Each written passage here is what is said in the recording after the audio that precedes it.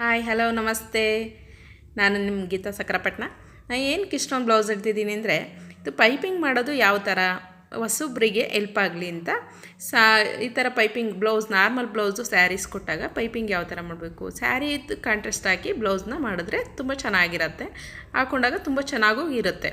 ಅಂದರೆ normal blouse ಮಾತ್ರ ನಾನು ತೋರಿಸ್ತಾ ಇದ್ದೀನಿ ಇವತ್ತು.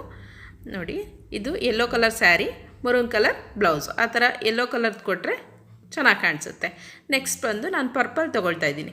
ಪರ್ಪಲಲ್ಲಿ ವೈಟ್ ಸ್ಯಾರಿ, ಇದು ಸ್ಯಾರಿನೇ ವೈಟು, ವೈಟ್ದ ಪೈಪಿಂಗ್ ಕೊಟ್ಟಿದ್ದೀನಿ. ಈ ಥರ ಸ್ಯಾರಿ ಬುಟ್ಟ ಇದೆ, ವೈಟ್ ಕೊಟ್ಟಿದ್ದೀನಲ್ವಾ, ತುಂಬ ಚೆನ್ನಾಗಿ ಕಾಣಿಸುತ್ತೆ ಈ ಸ್ಯಾರಿಗೆ. ಆ ಸ್ಯಾರಿಗೆ ತಕ್ಕಂಗೆ ವೈಟ್ ಕೊಟ್ಟಾಗ ಹಾಕ್ಕೊಂಡ್ರೆ ತುಂಬ ಚೆನ್ನಾಗಿರತ್ತೆ. ನೆಕ್ಸ್ಟ್ ಬಂದು ಈ ಬ್ಲೌಸ್ ತಗೊತಾ ಇದ್ದೀನಿ. ಈ ಬ್ಲೌಸು ಸೇಮ್ ಬರೀ ಬ್ಲೌಸ್ ಪೀಸ್ ಅಷ್ಟೇ ನನಗೆ ಕೊಟ್ಟಿದ್ದು, ಸ್ಯಾರಿ ಇದ್ದಿಲ್ಲ. ಹಾಗಾಗಿ ಇದಕ್ಕೆ ತಕ್ಕಾಗಿ ಒಂದು ಸ್ವಲ್ಪ ಗ್ರ್ಯಾಂಡಾಗಿ ಪೈಪಿಂಗ್ ಇಟ್ಕೊಡೋಕೆ ಚೆನ್ನಾಗಿ ಹಾಕ್ಕೊಡ್ತೀರಾ ಅಂತಂದರು. ಹಾಗಾಗಿ ಈ ಥರ ಪೈಪಿಂಗ್ ಇಟ್ಟಿದ್ದೀನಿ, ಅದಕ್ಕೆ ಸೂಟ್ ಆಗಂಗೆ ಚೆನ್ನಾಗಿರತ್ತೆ. ಇದೂ ಅಷ್ಟೇ.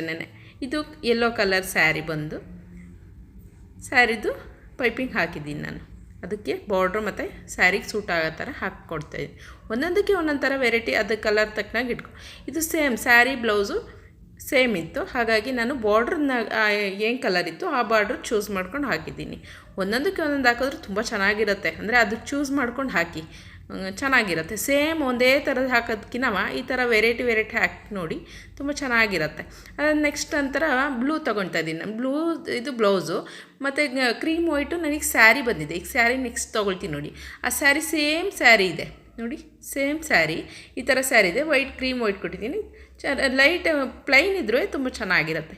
ಇಷ್ಟ ಆಯಿತು ಅಂದ್ಕೊತೀನಿ. ಲೈಕ್ ಮಾಡಿ, ಕಮೆಂಟ್ ಮಾಡಿ, ಸಬ್ಸ್ಕ್ರೈಬ್ ಮಾಡೋದು ಮರಿಬೇಡಿ ಪ್ಲೀಸ್. Thank you.